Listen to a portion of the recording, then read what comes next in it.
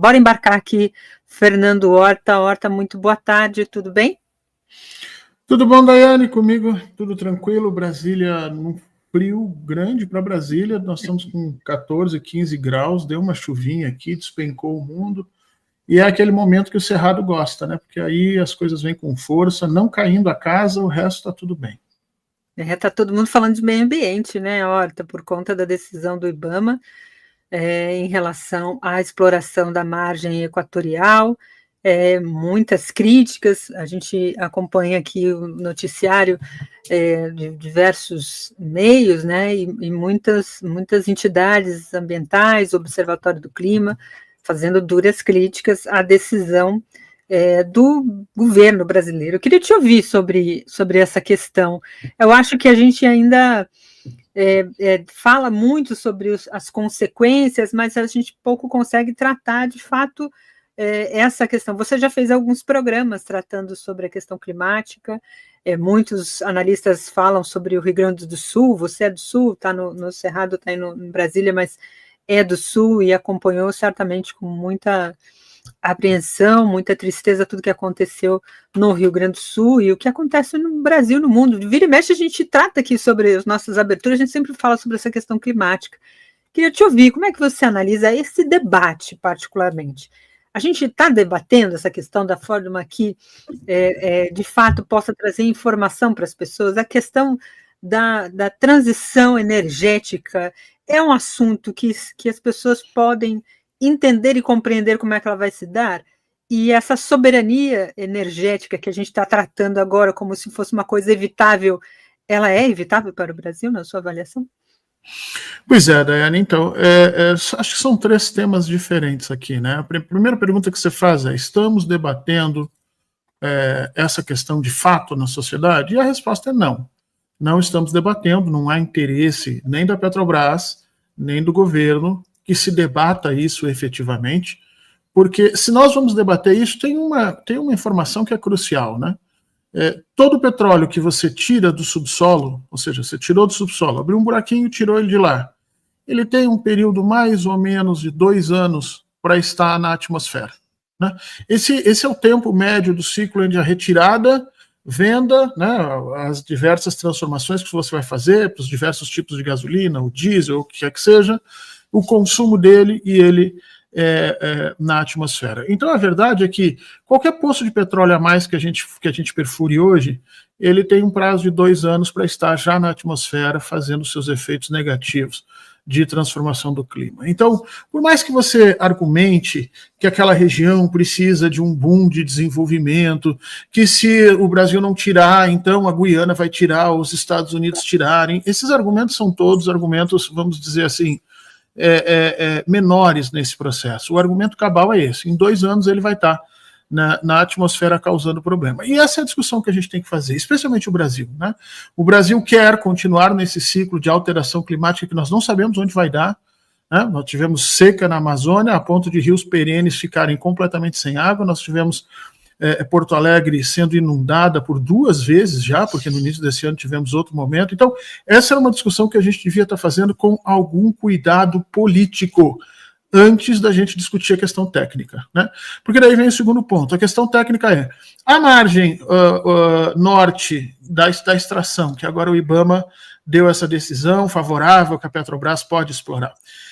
Quais são os riscos reais disso? E aí nós temos uma série de profissionais a serem envolvidos e entendidos nesse processo. O fato é que nós sabemos que qualquer ecossistema em que você estabilize uma relação exploratória, né, ainda que seja com todos os cuidados possíveis, ele é transformado. Pra você ter uma ideia, na Amazônia, no ecossistema amazônico, só de você construir uma estrada ribeirinha, uma estrada municipal, por exemplo, ligando 2 municípios próximos, na hora que você constrói a estrada, você já altera a forma como há a circulação de animais, a circulação de ar, a circulação das coisas que estão ali na região, você inverte muitas vezes os processos de migração dos próprios animais ali colocados. Então, só por você fazer uma mínima alteração, já há sim uma transformação importante e que os próprios biólogos dizem que nós não conseguimos mapear antes daquilo acontecer, né? Então é uma alteração que nós não sabemos onde vai dar. Então, por mais que algumas pessoas jurem de pé junto que vão tomar todo o cuidado para explorar, a sociedade brasileira precisa efetivamente discutir isso. E o terceiro ponto que você tocou é a questão de soberania energética e transição energética, que são duas coisas diferentes, né? O Brasil precisa sim fazer essa transição energética. O Brasil está talvez é um dos países mais bem colocados para fazer essa transição, ou seja, para que a gente saia de uma sociedade baseada na queima do carbono, que é isso que nós fazemos. Nós somos uma sociedade baseada na queima do carbono, em forma de petróleo, gasolina, o que você quiser, biodiesel e tudo mais. Nós queremos fazer essa transformação, queremos sair dessa condição de sociedade baseada na queima do carbono. Por quê? Porque não há mais condições. Nós vamos queimar carbono por mais quanto tempo? 50 anos, até que o sistema global se desestabilize de fato. Então, essa é uma discussão que a gente tem que fazer. E isso tem um custo. Não é possível fazer a transição energética sem pagar esse custo. O que os cientistas estão dizendo é, quando o Brasil quer pagar esse custo? Quer pagar esse custo agora, antes dos outros? Vai pagar um custo relativamente alto, mas muito menor do que os outros vão pagar. Porque depois que esse processo começar a andar, ou seja, depois que o planeta começar a se deteriorar de forma final, a transição, essa transição energética vai ter que ser feita de forma evidente por todos os países, e aí os custos vão ser mais altos. Então a gente estaria em condições agora de pagar esses custos relativamente mais baixos do que historicamente eles vão ser pagos ali no futuro. A questão é, a nossa sociedade sabe disso, tem interesse nisso, está discutindo isso, existem meios para que as pessoas sejam ouvidas? Não. Nem em termos locais, nem em termos nacionais. Talvez esse seja um dos grandes problemas que o presidente Lula vai enfrentar ali adiante. Eu acho que não é possível você concatenar um discurso pró-defesa do meio ambiente, COP30, e ao mesmo tempo permitir a exploração de petróleo na parte norte do Brasil, que com certeza vai trazer transformações brutais para aquela região que nós ainda não sabemos se serão benéficas ou não. É um debate necessário a ser feito, né? O Arthur trouxe aqui alguns caminhos para a gente refletir. A Janaína Nunes diz, é isso aí, estou confusa também. Acho que essas questões estão muito ainda superficiais, né? A gente acaba tomando posições, às vezes, sem entender profundamente, né? A gente aponta para uma direção e a gente acha que pode ser mais plausível. A Cris CR diz, boa tarde, né? Que tal um programa sobre a agressão física aos professores, né? Caso de Guará está explodindo nas redes, né? Eu acredito que seja o caso do pai que foi agredir um professor, porque o professor deu uma reprimenda numa aluna porque estava com o celular em sala de aula. Fato esse a coisa é mais embaixo, né? Oi? A coisa é bem mais embaixo nisso. Bem mais embaixo. Tem algumas plataformas de esquerda que estão fazendo um desserviço nesse processo. Estão ajudando a gente professor, perder a razão. Primeiro a gente tem que entender o seguinte, nenhuma agressão a professores é validada sob hipótese alguma. Não interessa se o professor é amarelo, vermelho, anda de ré, anda para frente. No caso, tem plataformas dizendo que como o professor agredido era um bolsonarista e costumava ser grosso e arredio com os outros alunos e tem perfil de extrema-direita nos lugares, então faz parecer que a agressão seja validada. E ela não é. Ela não é. Não pode ser entendido dessa forma. Agora, não é o caso de se tomar lado só do professor, também tem um certo cuidado. Parece que era uma figura que utilizava de reprimendas e de agressões verbais de forma contumaz, né, e que acabou provocando esse processo. É o que eu costumo dizer, Dai, que nós temos no Brasil uma educação, um tipo de escola no Brasil que eu chamo de escola hostil. A escola é hostil aos professores, os professores não podem tomar café, por exemplo, na escola, não podem comer um pãozinho, porque a merenda escolar é regulada legalmente só para alunos, tem um cantinho, às vezes até nem muito grande para poder esticar as pernas, a escola é hostil aos alunos, os alunos são hostis aos professores, os professores são hostis aos grupos administrativos, ou seja, nós temos um modelo de escola que precisa ser repensado, que precisa ser humanizado, se nós quisermos parar essa avalanche de violência contra professores e contra a escola que nós estamos vendo. Mas a questão é muito mais embaixo, a gente tem que tomar cuidado para não tomar atitudes, fazer julgamentos apressados nisso. Eu ia até comentar, você já complementou em algumas questões, né? Porque o comentário aqui da nossa internauta, Cris, é justamente fazer um programa que pudesse abordar essas questões, né? Eu tenho refletido bastante sobre isso já há algum tempo, até pela quantidade de postagens que a gente tem visto nos últimos tempos, efeito das redes sociais, mas, como você disse, a abordagem tem que ser muito mais embaixo. Há um ambiente, não só nas escolas, mas na sociedade, muito violento, né? Um ambiente de tudo se resolve se eu não conseguir resolver. Quando eu falar a pessoa não me obedecer, eu agrido, eu pego uma arma e atiro, se o entregador não entrega comida na minha porta, eu bato nele, se não me entregar a passagem ou não me deixar entrar num determinado lugar com uma determinada coisa, eu também vou. Enfim, há um ambiente. Isso não é novo, mas as redes sociais, elas proliferam isso com mais força. Eu me lembro de ver várias situações como essa, de briga de trânsito, enfim. O que nos diferencia neste momento é essa rede social que nos coloca para nos vermos, às vezes, né? Para ver o que a gente estava fazendo, por que a gente chegou a isso. Ontem, por exemplo, o vídeo de ontem, né? Porque a cada dia tem uma viralização, né? Diferente. O vídeo de ontem era dos dois policiais amigos, padrinhos de casamento um do outro, e que estavam no carro há minutos antes brincando, fazendo vídeo para as redes também brincando, e de repente um sai e começa a atirar no outro, mata o outro, aparentemente sem nenhum motivo oficial que apareceu até agora, né? A declaração do policial foi de que ele primeiro tinha sofrido um assalto, e depois, quando as imagens captaram ali a situação, mostra isso. Então, a gente tem vivido esse ambiente. Esse mundo de hoje, que parece que é um mundo que nunca existiu, ele tem essa coisa da câmera que filma tudo em tudo quanto é lugar. E a gente fica tomado por esse sentimento de achar, nossa, hoje em dia está acontecendo mais isso, hoje em dia tem mais mulheres morrendo por conta da violência. Os números mostram que esse número aumentou, mas de fato a gente vê mais isso porque os nossos olhos hoje têm câmeras voltadas para tudo quanto é lugar.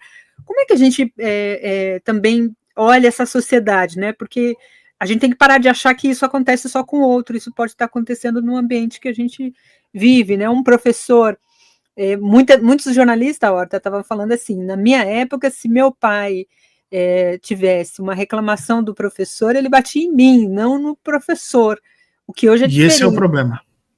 É o problema, né? Essas coisas modificam de lado de outro, mas tudo é na base da violência, né? Isso, é isso que eu ia comentar contigo. São duas coisas que a gente tem que ver aí. O primeiro é esse paradoxo, né, da verificabilidade que a gente chama na ciência, né? Será que as mulheres estão mais mulheres estão apanhando agora, ou nós estamos agora sabendo que elas apanham e que antes não fazíamos? Então, quando a gente passa a medir as coisas, parece que elas aumentaram. Existe um efeito paradoxal nisso. Então, como pesquisador nisso, eu posso te afirmar que não é que a violência contra a mulher aumentou. Não. O que aumentou são as formas que nós nos apropriamos, entendemos isso e vemos isso acontecer. Porque antes isso ficava embaixo de um véu cultural na sociedade, que começava com aquela frase famosa de briga de marido e mulher, ninguém mete a colher. Então, com esse grande véu cultural, as mulheres foram agredidas durante séculos e ninguém fazia nada. Então, essa é uma percepção importante que a gente tem. Não é que as coisas agora estão acontecendo mais, é que agora nós temos mais mecanismos de verificabilidade e percebemos isso de forma clara. O segundo problema, e é muito bom que você tenha trazido essa informação, né? Veja, a nossa sociedade, a sociedade brasileira em especial, mas quase toda a sociedade no século XX, ela sempre foi extremamente violenta. Veja o que as pessoas estão dizendo. Na minha época, se o meu pai tivesse alguma questão para discutir com o professor, ele batia em mim e não no professor. Mas então veja que a violência estava ali presente. Ela só estava redirecionada, ela estava direcionada ao corpo que o pai podia bater, ao corpo que a sociedade entendia que era de suscetibilidade do pai, ou seja, o pai pode espancar os seus filhos. Então era ali que era colocado, né? O problema da educação em especial, e a gente pode depois debater a violência na sociedade como um todo, ia ser um programa maravilhoso, mas o problema da educação é muito simples, Daiane, é que há um curto-circuito aí. A educação brasileira sempre funcionou por meio conservador, e esses professores, inclusive esse professor que apanhou hoje, eram esses professores que se valiam o tempo inteiro de uma hierarquia pré-estabelecida. Então eu entro em sala de aula, e porque eu entro em sala de aula, eu já sou o professor, e já me devem respeito, e já me devem atenção, e se isso não for dado, eu vou usar da violência que eu tenho à disposição contra ele. Então perceba, não há nenhuma tentativa de criação de mecanismos de relacionamento entre professores e alunos. Os professores mais antigos, com uma formação mais antiquada, viviam sobre essa hierarquia, só que o problema é que essas hierarquias foram quebradas, tanto pela esquerda quanto pela direita.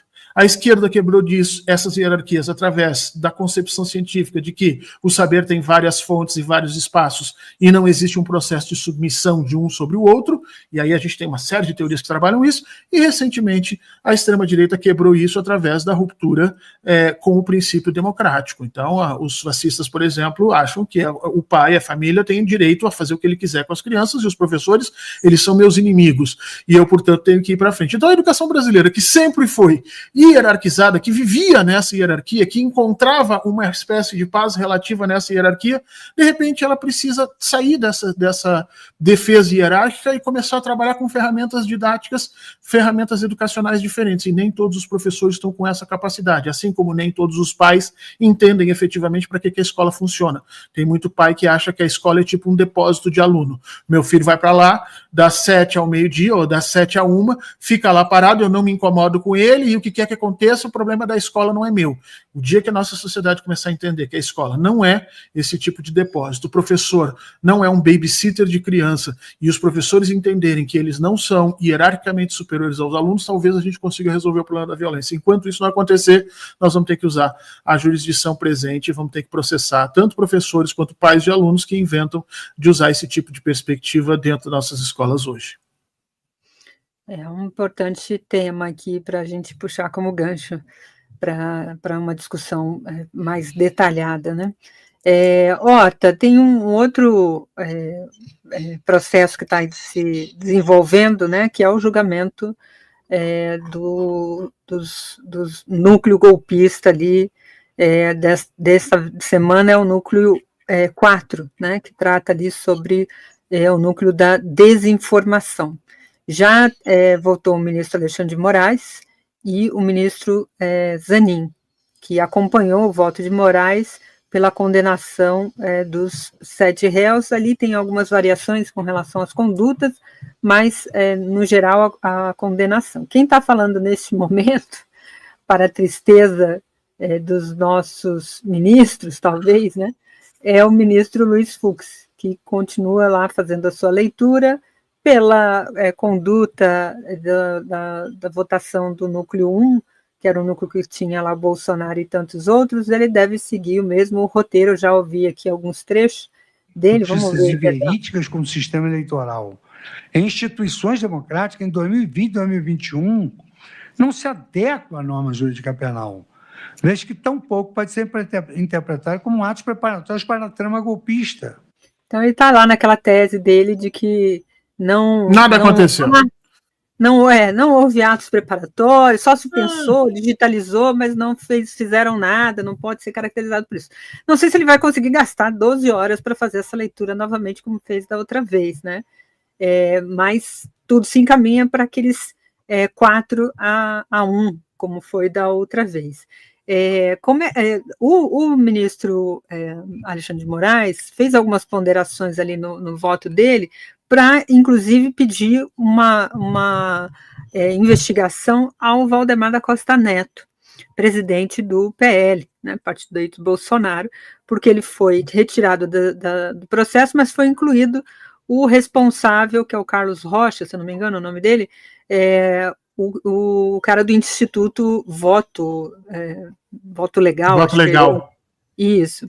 E ele, segundo Moraes, a defesa ali, o argumento que Moraes faz é de que era preciso incluir e ampliar a investigação, fazer uma investigação, porque a conduta do Valdemar da Costa Neto, ela teria influenciado diretamente na trama, né? Aquela tentativa de dizer que havia suspeitas ou indícios de fraude no processo eleitoral, como apontou aquele relatório feito por esse instituto, e que foi, inclusive, alvo de uma multa, né, a multa que o Bolsonaro disse que era muito alta, né, o Alexandre de Moraes disse que aquele ponto era uma questão importante e que a PGR não tratou. Vou até colocar aqui matéria que foi publicada lá no nosso site, que trata sobre essa questão, tá aqui, ó, Moraes defende retomada do inquérito contra Valdemar da Costa Neto.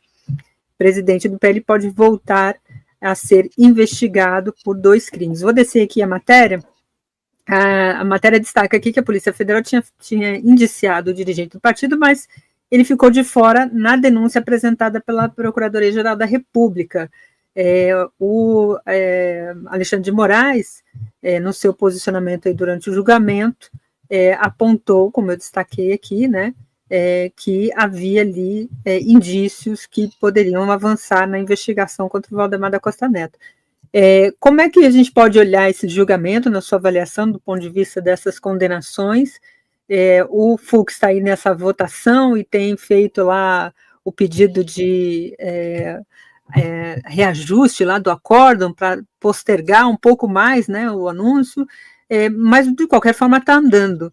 E esse pedido do Moraes para incluir o Valdemar movimenta um pouco mais aí esse núcleo do PL? Movimenta sim, Daiane, movimenta bastante. Primeiro, a gente tem que compreender que o Valdemar da Costa Neto e parte do PL foram parte integrante do golpe, indiscutivelmente, não só financiamento, né, como também acobertamento institucional, deram validade ao que estava sendo dito, mais do que simplesmente um posicionamento político. E aí é que a gente tem que fazer a diferenciação do presidente de um partido. Quando o presidente de um partido fala, ele não fala através da sua opinião, ele está fazendo uma avalização institucional de uma determinada narrativa, de um determinado curso de ações políticas que estão sendo ali tomados. E o ministro Alexandre de Moraes percebe que pelas mesmas ações, os bagrinhos, vamos usar aqui o termo, porque o núcleo 4 é o núcleo das pessoas mais comuns, tem até subtenente ali colocado, ou seja, eram as pessoas que seriam usadas e jogadas fora, caso o golpe tivesse dado certo ou errado.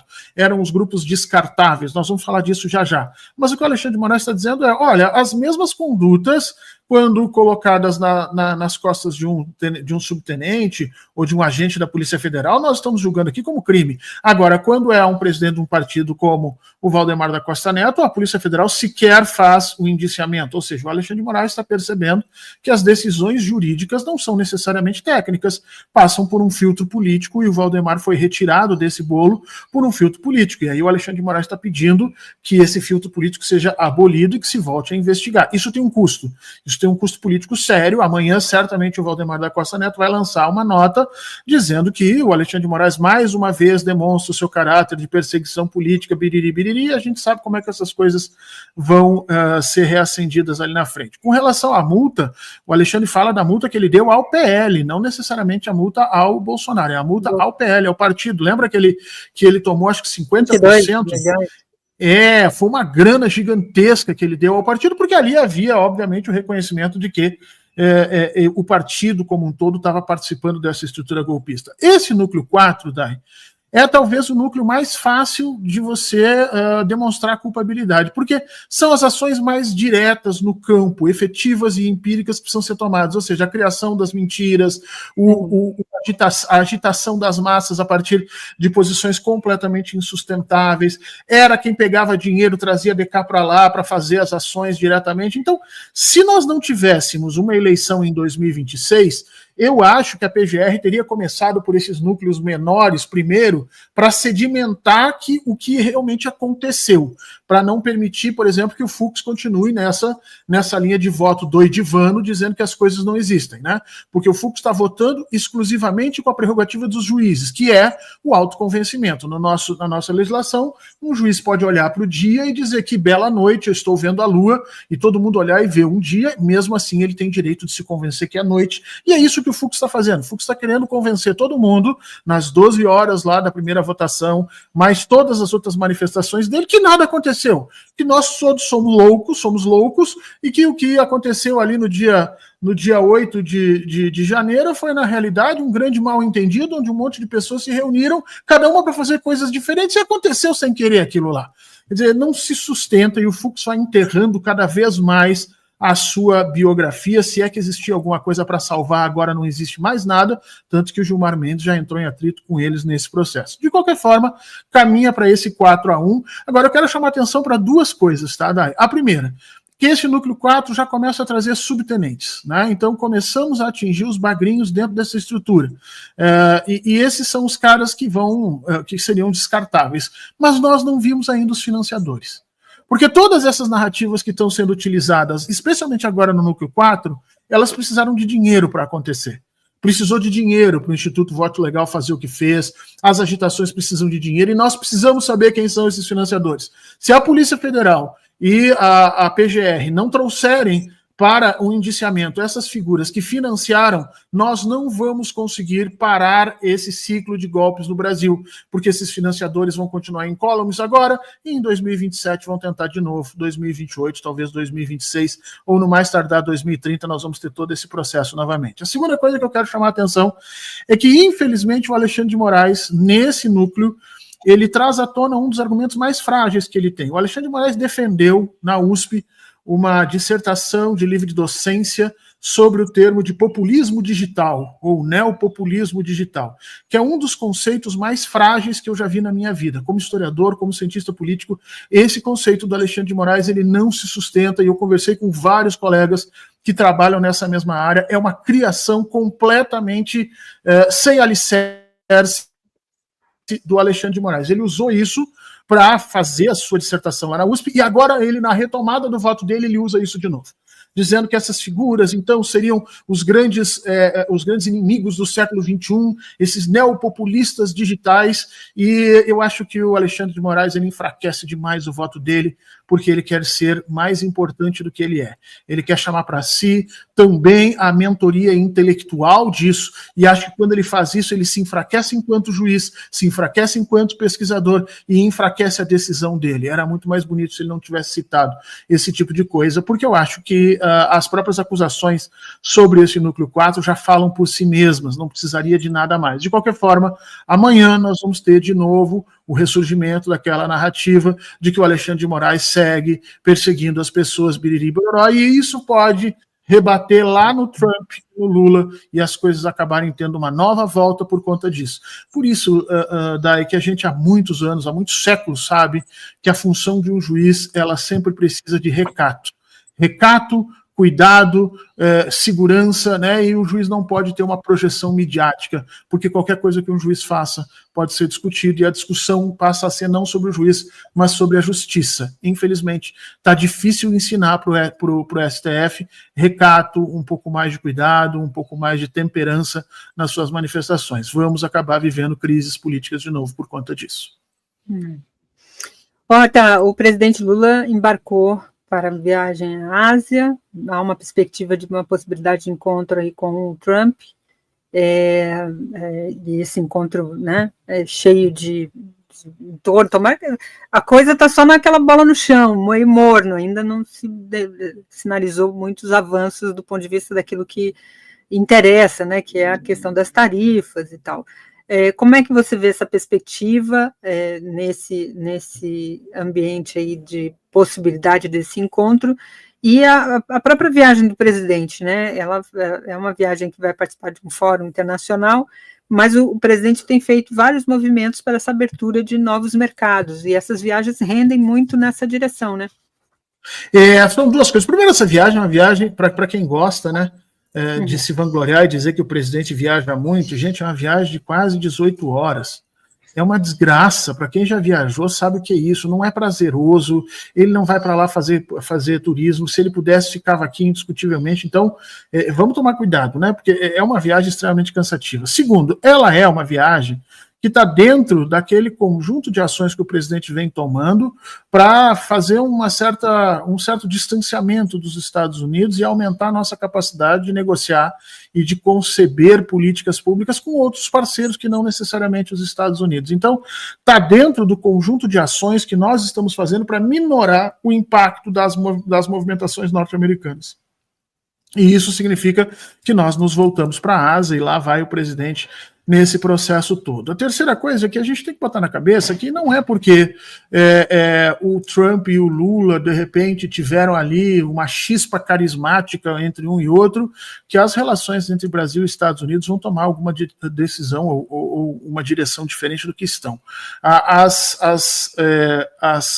variáveis em jogo são muito grandes, Daiane, não é o amor que um tem por outro, ou o gosto que um tem por outro, que vai fazer as coisas melhorarem. Eu acho que não deve acontecer nada de diferente nas relações bilaterais, ainda que o presidente e Trump venham a se encontrar. Só quero sinalizar o seguinte: Donald Trump tem, invariavelmente, em todos os encontros com outros chefes de Estado, ofendido esses chefes.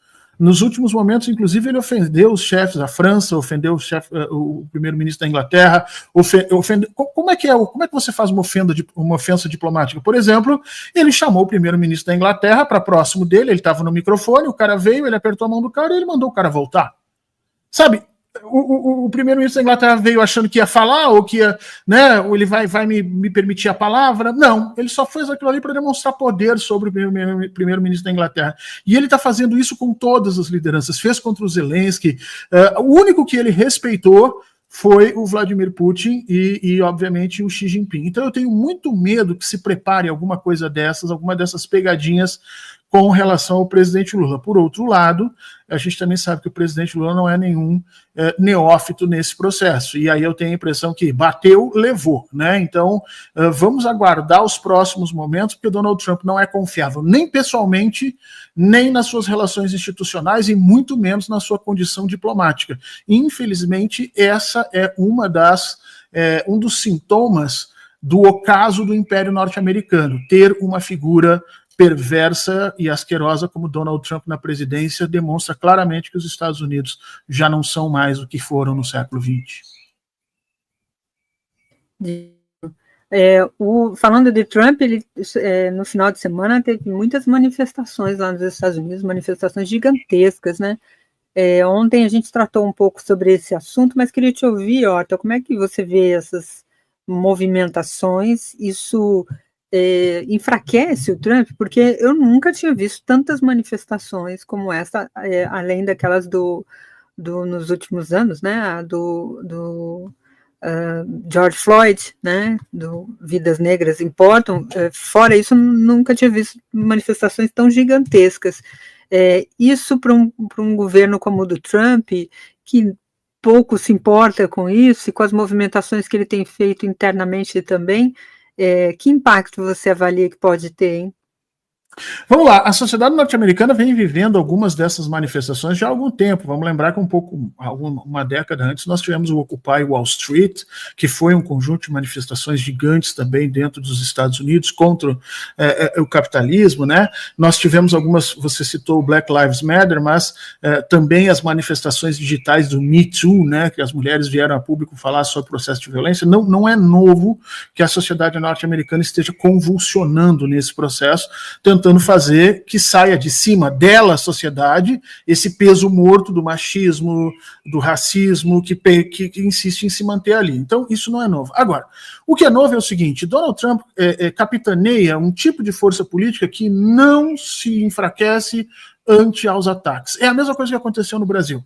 Quando as mulheres foram à rua e disseram ele não, e muita gente de esquerda interpretou que aquela manifestação das mulheres nele não fortaleceu o Bolsonaro, então não tinha que ter acontecido. Tinha que ter acontecido. Embora, sim, ela tenha fortalecido o Bolsonaro, porque o bolsonarismo não busca o centro médio da política. Até o fascismo, até o ressurgimento da estrutura fascista, nós tínhamos uma lógica política que era a lógica do liberalismo. O que é a lógica do liberalismo? Eu preciso de mais apoiadores para poder vencer a eleição democraticamente. O fascismo não pensa assim. O fascismo diz o seguinte: eu preciso de apoiadores mais inflamados para tomar o poder da forma como for possível. Se a gente puder ganhar na eleição, maravilha. Se a gente não puder ganhar, vamos fazer golpe. Se não der para fazer golpe, vamos quebrar tudo, vamos incendiar, e eu preciso de gente fazendo isso. Então, exatamente como aconteceu com o Bolsonaro aqui, o que vai acontecer com relação ao Trump é que cada vez mais esse cenário norte-americano vai se tornando polarizado.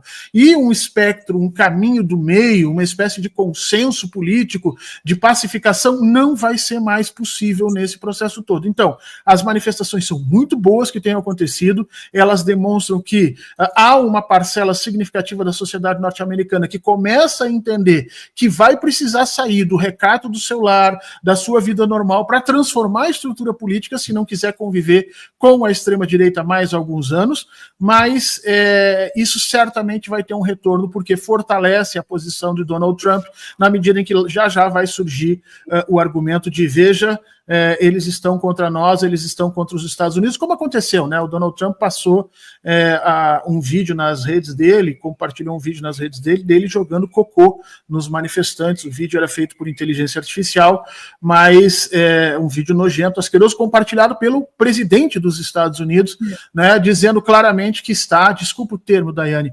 cagando e andando para as manifestações nos Estados Unidos. E isso certamente ajuda a fortalecer, ajuda a unificar o movimento de apoio dele. Por isso que a gente diz, Daiane, aqui ou nos Estados Unidos, em qualquer lugar, em sistemas polarizados, ganha-se apoio político e consegue-se consolidar força social se você vai em direção aos polos e não em direção ao centro. E isso cabe também ao presidente Lula, que precisa entender que quando ele caminha como figura política, ele caminha para a esquerda, ele caminha mais mais para perto das bandeiras que lhe colocaram na presidência, mais forte, mais sólido ele vai ficando. Se ele ouvir o seu entorno mais próximo, que diz que nós temos que nos aproximar do centro, ele se enfraquece para as eleições de 2026. Donald Trump sabe que tem que ir para o flanco, tem que ir para o polo para se fortalecer. A questão agora é saber se os democratas também vão entender isso, vão abandonar sua postura de centro e vão combater Donald Trump. Acho difícil. Interessante você buscar esse ponto da questão de ir mais nos polos, né? Porque hoje se comenta bastante a questão aí da nomeação do Guilherme Boulos para a Secretaria-Geral da Presidência, né? Vou até colocar aqui matéria da EPC que trata sobre esse assunto e queria te ouvir sobre essa questão com alguns aspectos que eu vou colocar aqui na sequência. O federal Guilherme Boulos é o novo ministro-chefe da Secretaria-Geral da Presidência da República. A convite do presidente Lula, Boulos vai ocupar a vaga deixada por Márcio Macedo. A nomeação foi publicada hoje no Diário Oficial da União. A Secretaria-Geral da Presidência é uma pasta considerada estratégica por ser responsável pela interlocução do governo com organizações da sociedade civil e movimentos sociais. Como Boulos tem uma trajetória política voltada ao ativismo urbano, a expectativa do Planalto é de que ele tenha mais facilidade, então, nessa articulação. O deputado agradeceu o convite e afirmou que, abre aspas, minha principal missão será ajudar a colocar o governo na rua, levando as realizações e ouvindo as demandas populares em todos os estados do Brasil, fecha aspas. Em publicação em uma rede social, Márcio Macedo disse que, em reunião com o presidente Lula, ficou definido que ele deixaria o cargo de ministro para disputar as eleições de 2026. Tá aí, matéria objetiva, né? Que traz ali as postagens, posições. Essa especulação sobre a ida do Boulos já não era de hoje, fazia um tempo, desde o começo do governo, acho, se falava. Depois, no começo desse ano, esse papo voltou à baila e agora efetivou. Vi muitos analistas aí da grande mídia dizendo assim, que o governo foi eleito para ser um governo de centro, e aí quando traz personagens como esse, está demonstrando que não é nada de centro. Eu fico me perguntando que análise é essa, né? Que eixo é esse? E aí, o outro ponto é dizer que a secretaria é uma pasta só para ser propaganda, servir de propaganda, para estimular a propaganda do governo, né? Essa foi a argumentação que eu vi de um dos comentaristas aqui da Globo News. A ida do Boulos para o governo também está cheia de especulações em torno de uma permanência do Boulos, mesmo durante as eleições, portanto, não se candidataria nem à reeleição como deputado, nem a outro cargo, né? Já fizeram especulações em torno do Senado, pesquisa, inclusive, saiu, e ele estava bem cotado, ele foi o deputado mais votado por São Paulo, né? Bateu, inclusive, o Bolsonaro e a Carla Zambelli, que ficaram atrás dele. Como é que você vê essa ida? Que importância tem isso? E principalmente nessa fala que ele diz, vou levar o governo para as ruas, né? O governo está realmente precisando de apoio popular com mais força, e isso deu muito gás para o governo Lula. Como é que você vê? São 3 coisas aqui que a gente tem que lembrar. Primeiro, sim, o Boulos foi, pela primeira vez na história do Brasil, o deputado federal mais votado que não foi do PT. A esquerda teve um deputado federal mais votado que não foi do PT. Foi a primeira vez com o Guilherme Boulos. Mas, depois desse momento apoteótico dele, que realmente foi diferenciado, ele perde uma eleição em São Paulo, em que houve a maior verba possível da história do PT por um candidato à prefeitura. E ele perde sem avançar nas fronteiras de voto em relação a ele mesmo nas últimas eleições. Então, foi um fracasso muito grande e o Boulos precisava desse espaço agora para ser, vamos dizer assim, se curar desse fracasso, né? O final da campanha do Boulos para São Paulo foi muito melancólico, aquela entrevista que ele faz com o Pablo Marçal, onde ele reconhece que a retórica da direita, ele chega a falar que empreendedorismo é uma coisa boa, coisas assim absurdas que o Boulos largou para tentar ser prefeito de São Paulo e que não conseguiu. Então ele precisa desse espaço. A nomeação de Boulos é um ganha-ganha, Daiane. Ganha o governo, até porque a figura do Márcio Macedo era muito questionada nos bastidores, questionada absurdamente aqui em Brasília, né? O governo precisa, sim, desse banho de rua, né? A gente costumava falar nos anos 90 do banho de loja, lembra, Daiane, que acontecia nas personagens da Globo, das novelas, né? Pegar uma personagem lá que tinha uma vida de classe média, ela tomava um banho de loja, virava uma estrela. Agora o governo precisa de um banho de rua. O governo Lula precisa voltar a essa rua e a irresponsabilidade disso vai ser do Boulos. A questão é, o Boulos não conseguiu fazer isso na sua campanha em São Paulo. Usando os seus conhecimentos, usando a sua estrutura, ele não conseguiu esse banho de rua em São Paulo. Será que ele vai conseguir pelo governo federal? É uma aposta. Agora, eu acho que é uma aposta que precisava ser feita, porque Boulos, quer a gente goste, não goste dos caminhos que ele opera e da forma como ele entende política, ele é um dos grandes nomes da esquerda para um embate que nós teremos nos próximos 10, 20 anos. E faz muito bem o presidente trazer ele para próximo. Agora, a bola agora está com o Boulos. O Boulos vai ter que transformar a Secretaria da Presidência em algo efetivamente ativo, porque ela era, sim, uma espécie de antessala das negociações e dos interesses, mas ela não tinha essa projeção que agora o presidente Lula exige que Boulos tenha. Eu espero que o Boulos tenha cabeça no lugar e meios suficientes para fazer essa grande transformação, porque eu tenho a impressão que parte das questões sobre a eleição de 2026 vão passar por ele, Boulos. Se ele se propuser a fazer aquilo que o presidente pede, muita coisa vai se tornar mais fácil ou mais difícil em 2026 a partir dos mecanismos que ele, Boulos, vai construir. E eu tenho a impressão que ele vai precisar de ajuda de muita gente. Espero que ele tenha humildade suficiente para fazer isso, porque o Márcio Macedo não conseguiu. Vamos lembrar o emblemático 1º de maio, em que o Márcio Macedo criou aquele enorme problema para o Lula de chamar ele para um evento em que não tinha 2.000 pessoas. Né? E o presidente ficou furioso naquele momento, inclusive dizendo que alguém ia ser demitido. Nós achamos que o Márcio Macedo ia ser, mas não. O ministro Márcio Macedo teve ainda longa vida e agora vai se candidatar. Esperamos que o Boulos não faça esses mesmos erros e que opere dentro da estrutura de governo com essa perspectiva de levar o governo mais para as ruas e as ruas também mais para dentro do governo. Foi assim que Boulos operou quando em evidência ficou dentro do PSOL. Para a gente finalizar, Dai, será que Boulos segue no PSOL? Ou será que essa transformação toda que está sendo colocada vai requerer que ele saia do PSOL e seja aceito no PT? E se isso for acontecer, quando vai acontecer e de que forma isso vai acontecer? O PSOL vem discutindo isso já há algum tempo e o PT também.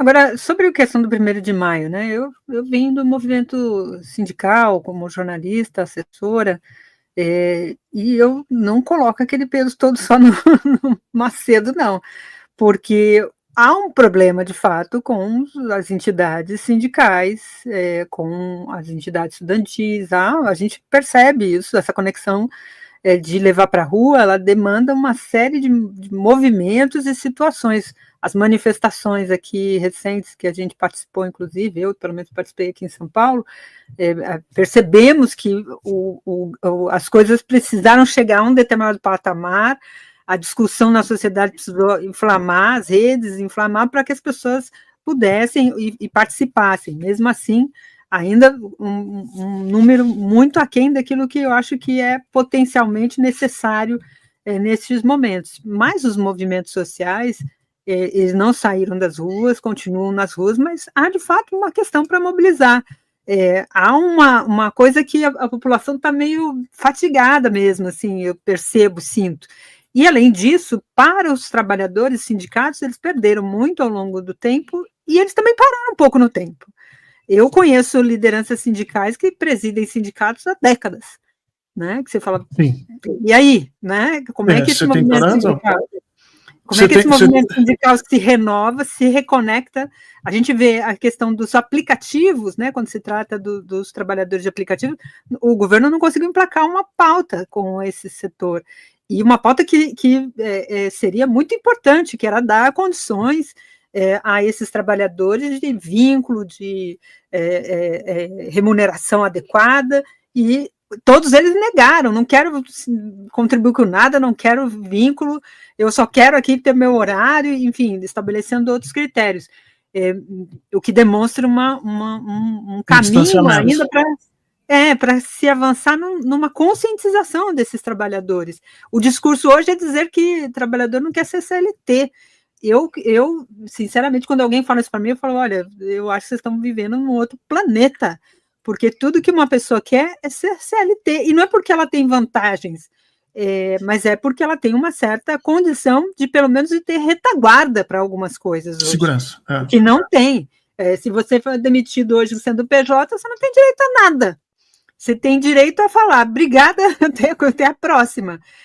Se você fica doente, você fica à mercê da decisão do INSS, se você vai ter ou não a remuneração. Enfim, foi desmontado toda uma estrutura, e o discurso do ministro Gilmar Mendes é muito importante a gente olhar, né? O discurso do Gilmar Mendes a CLT não é uma vaca sagrada, temos que acabar com ela. O pouco que resta, o discurso é acabar. E então, vejo que há uma dificuldade mesmo do movimento sindical, dos movimentos sociais, de mobilizarem diante de uma situação que se configurou ao longo do tempo. A CUT era uma organização das centrais sindicais a que mais tinha chão de fábrica, como a gente chama, né? Que tinha mais movimento, que tinha mais atuação, e acho que ainda continua sendo, dentro dos números ali, a que mais tem. Mas eu sinto essa distância, né? Você tem toda a razão, Dai, e o que você traz é uma crítica muito forte, que a gente precisaria de mais um programa para a gente abordar essa relação do sindicalismo brasileiro. Agora, eu quero lembrar 3 coisas nisso, né? Primeiro é que esse sindicalismo envelhecido e que perde o contato efetivo com a população, ele também ele tem uma responsabilidade clara do próprio PT. Que se você for olhar como é que o partido vem levando a sua política interna, você vai ver que é sempre a prioridade para cargos e pessoas que estão associadas às estruturas de poder, e não para essas pessoas que você lembrou muito bem aqui, que são capazes de mobilizar as ruas, porque não é fácil. Não é assim, vamos fazer um movimento a semana que vem. Existem pessoas que têm que ser colocadas em marcha para trabalhar, para modificar, para você ter... Às vezes demora décadas para você... Exato. Não, você precisa de um tempo, você precisa dessas pessoas colocadas. O problema é que o partido, há muitos anos, não vem privilegiando mais esse trabalho de base.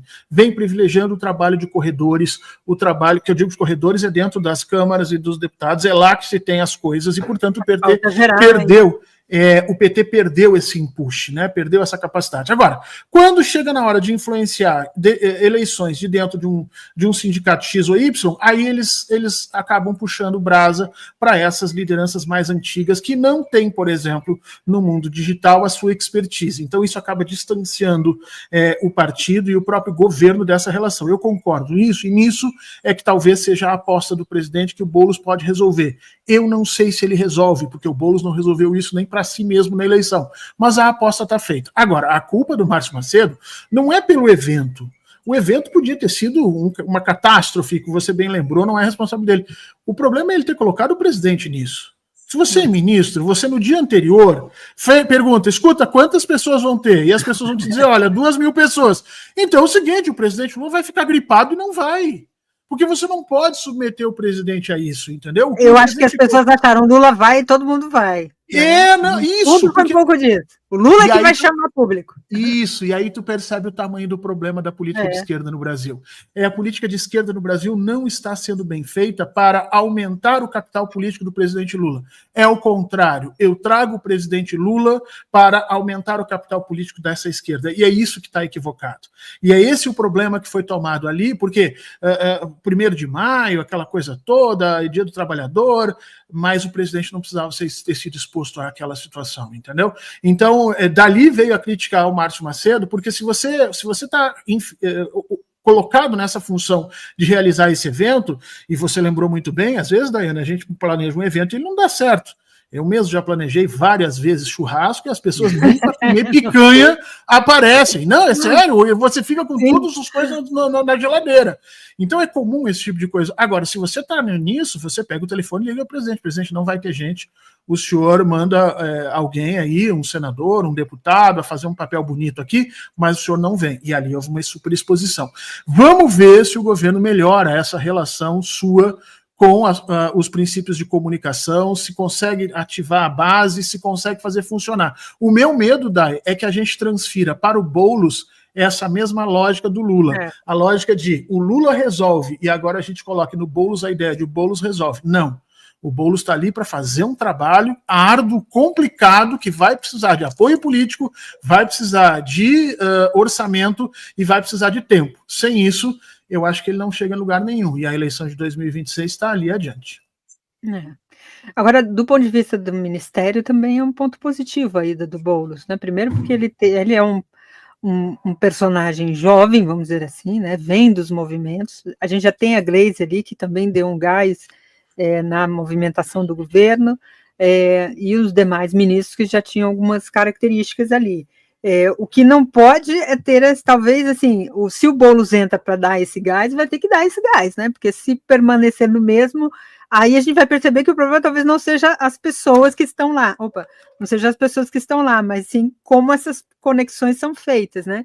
O discurso do Lula tem sido mais à esquerda, né? Tem a questão da taxação dos ricos, voltou a falar sobre a questão dos juros, do lado do Galípolo. A escala 6.1. Escala 6x1, enfim, vai dando aquilo que você falou antes dessa questão do Boulos, né? Quando o governo vai se aproximando desse polo e dessas pautas, ele ganha força, ele ganha musculatura, porque é isso que conecta o Lula à sua trajetória, não só aquilo que ele fez, mas aquilo que ele fala, né? Aquilo que ele está fazendo. Por outro lado, a gente tem uma pressão, por exemplo, vou colocar aqui a questão da indicação do Jorge Messias, né, que estava todo mundo dizendo que seria semana passada, não foi, aí todo mundo disse que era ontem, não foi, a do Boulos que estava demorando saiu ontem, mas a do Jorge Messias não saiu. As especulações da grande imprensa é dizer que o presidente teve uma conversa com o Davi Alcolumbre, que teria batido o pé em relação ao Pacheco, e falou para ele, tudo bem, se eu quer botar o Messias, vai pela tua garantia, não vou aqui fazer nenhuma contenção, mas vai ter uma votação talvez menos expressiva ou menor. Como é que você vê essas pressões, né, em relação à indicação do Jorge Messias e desse centrão? O Alcolumbre parece que é tudo, né? Ele quer tudo. Basicamente assim, aqui em Brasília se diz que o grande problema do governo Lula 3 não são as pessoas que aparecem, não são os ministros, mas são o entorno. é o segundo e terceiro escalão, que é colocado de uma maneira sempre para minorar as condições de trabalho dessas figuras, e que é, portanto, um governo um tanto quanto amarrado. Se o Guilherme Boulos viver desse mesmo mal, ou seja, se ele não puder colocar na Secretaria da Presidência as pessoas capazes de fazer a transformação, ele vai estar já assumindo uma posição de quase fracasso nas atividades que ele coloca. Então, o que se diz aqui em Brasília é isso, que às vezes você coloca um ministro, mas não dá condições para ele trabalhar, e acaba desgastando a figura política que está ali colocada. Espero que não seja efetivamente a questão do Boulos. Com relação ao STF, eu acho que o presidente Lula, em nomeando o Jorge Messias ou o ex-presidente do Senado, o Pacheco, ele vai estar cometendo o mesmo erro. Tá? Eu acho que o presidente Lula não deveria... Ele ganhou de presente uma vaga no STF, foi essa a verdade, né? Eu quero um celular novo de Natal, Daiane, você provavelmente também vai querer alguma coisa para sua casa. O presidente Lula ganhou uma vaga no STF. Tá aí, ó, presente de Natal. E eu acho que ele deveria pegar essa vaga e presentear as mulheres negras do Brasil. Chegar e dizer, tá aqui a vaga, eu não estava esperando, não estava nos meus cálculos, então agora eu vou fazer essa condição e ganhar os louros de tudo isso, porque daí ele levanta essa militância e se aproxima. Mas, no meu entendimento, a figura do Pacheco é insustentável no STF. Se você me perguntasse, eu acho que não deveria nem ser cogitado. Vamos lembrar que o Pacheco foi uma das pessoas que criticou o Lula quando o Lula chamou Israel de genocida, resolveu fazer uma manifestação pedindo que o presidente Lula se desculpasse frente a Israel pelo que estava dizendo. O Pacheco não é uma figura confiável em termos políticos, então assim, seria um duplo tiro no pé e, obviamente, ceder aos anseios do Alcolumbre seria pior ainda nesse processo. Né? Acho que colocar o Jorge Messias é colocar um perfil muito próximo do Toffoli no STF, que o próprio presidente Lula já se condoeu, e a gente sabe o que aconteceu nisso tudo. Acho que não é bem por aí o caminho. Portanto, imagino que o presidente esteja pensando em, né, fazer desse presente que ele ganhou um maior trunfo político, e eu acho que aí teria que ser uma mulher negra no STF, a primeira mulher negra da história do STF. Nós temos boas candidatas para isso, e escolher dentro das que tem ali aquela que tem sua relação mais interna, mais forte com a questão da democracia, porque a eleição de 2026 vai precisar de perfis de juízes fortes, não mais perfis do estilo Barroso, né, que vai cantar, fazer poeminha, mas que chega na hora do vamos ver, acaba não defendendo a democracia. Nós vamos precisar de uma mulher com uma faca na bota ali, entendeu, Daiane? Eu acho que o presidente tinha que lidar com essa situação. Agora, quando nós temos uma sociedade dividida como nós estamos aqui, e ela ainda, parte dela ainda, se interpretando como se no século XX estivesse, essas exigências de poder vão acontecer. O Alcolumbre jura de pé junto que ele é um dos chefes do Centrão, quando o Centrão nem existe mais. E a gente tem que dar parabéns aqui para a presidenta Gleisi Hoffmann, que está chamando atenção para isso. Porque ela tem mudado a forma como o governo negocia politicamente. Se fosse nos termos de antigamente, essa última defecção que nós tivemos ali, com a lei do IOF caindo, teria passado em brancas nuvens. Os negociadores do primeiro e segundo ano do governo Lula iam chegar e dizer, não, já conversamos, foi um erro. A presidenta Gleisi, a ministra Gleisi hoje é que bateu na mesa e disse, não, isso aqui tem que ter punição. Não votou com a gente, tem que sofrer punição. Porque eu não posso mais ficar vivendo de um passado onde o Centrão tinha condições como o Alcolumbre vive. O Alcolumbre segue acreditando que ele tem controle sobre determinados votos no Senado, que a gente, sinceramente, pelos números, percebe que talvez ele esteja se supervalorizando. Cabe ao presidente agora saber o que dá mais condição política no mandato dele. É atender esses valores conservadores de uma estrutura política brasileira antiquada, coordenada por homens brancos, ou é romper com esse processo, botar mais uma medalhinha no peito, como o primeiro presidente, não só que indicou o primeiro negro para o STF, como indicou a primeira mulher negra para o STF, e a partir daí seguir numa toada em direção à esquerda, Daiane, para lutar em 2026 pelo campo que vale a pena, e aí, de repente, fazer uma vitória maior do que a vitória anterior, sobre o bolsonarismo, para dar condições de que um Lula 4 possa ser mais libertador do que o Lula 3, que tem sido até agora, em grande medida, um arrumador de casa. Talvez o ato mais radical do Lula 3 vai ser exatamente a nomeação dessa figura para o STF. E eu espero que o presidente use isso de forma muito clara e muito evidente. Talvez essa viagem para a Malásia ele ajude a pensar, Daiane. Eu, sinceramente, não desperdiçaria essa chance. No Rio Grande do Sul, a gente tem um termo que diz assim, o cavalo está passando encilhado. A gente tem que montar nele. É isso. O presidente ganhou um cavalo encilhado, uma vaga para o STF, novinha no seu bolso. Está na hora de fazer isso valer um pouco mais dentro da militância e não dentro dessas ideias velhas e carcomidas como o Centrão. Abaixo Alcolumbre, abaixo Pacheco e viva essa transformação que a gente precisa no Brasil. Viva essa transformação necessária. Horta, obrigada aqui pela sua participação, abusei bastante, a Simone acabou não entrando aqui, aproveitei para explorar um pouco mais aí de você. Domingo, 19 horas, tem Horta da Verdade, né? Isso, domingo, 19 horas, nós vamos conversar, muito provavelmente. Não vou dar a dica aqui, porque vai ser uma surpresa, Dai. A surpresa que vai ser, acompanhe da gente domingo, vai ser se tudo der certo, vai ser um assunto que a gente não tocou, e que a maioria das pessoas nem sabe que vai acontecer, mas vai ser muito legal, você vai gostar. Apareça, tem a ver com cultura, tem a ver com política, tem a ver com uma série de coisas que nos faz cada vez mais brasileiros. Tomara que feche, se der tudo certo. Se nada acontecer também, né, Daiane? Porque Trump e Lula na Malásia, não pode acontecer. Vai que a química... Aliás, esse papo de química tá difícil também, às vezes, de ouvir, né? Eu nem quero a química, entendeu? Eles não se matando, tá tudo bem, entendeu? Mas o Trump não aprontando. Eu não considero química o Trump, assim. O Trump fala disso como se...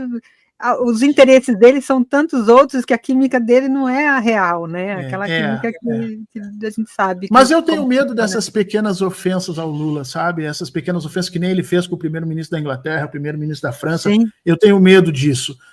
Espero que o nosso cerimonial do Itamaraty esteja cuidando disso e o presidente tenha um conjunto de respostas à mão caso ele seja efetivamente ofendido por algum processo, alguma questão ali do Trump, porque, infelizmente, é uma figura perversa que nem os norte-americanos estão suportando, tá? Mesmo dentro do Partido Republicano, Dai, já tem gente querendo um Partido Republicano sem Trump, imagina.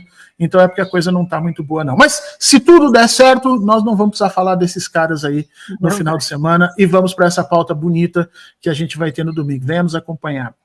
Bora. Obrigada, Horta. Bom trabalho aí. Beijo. Valeu. Um abraço, Dai.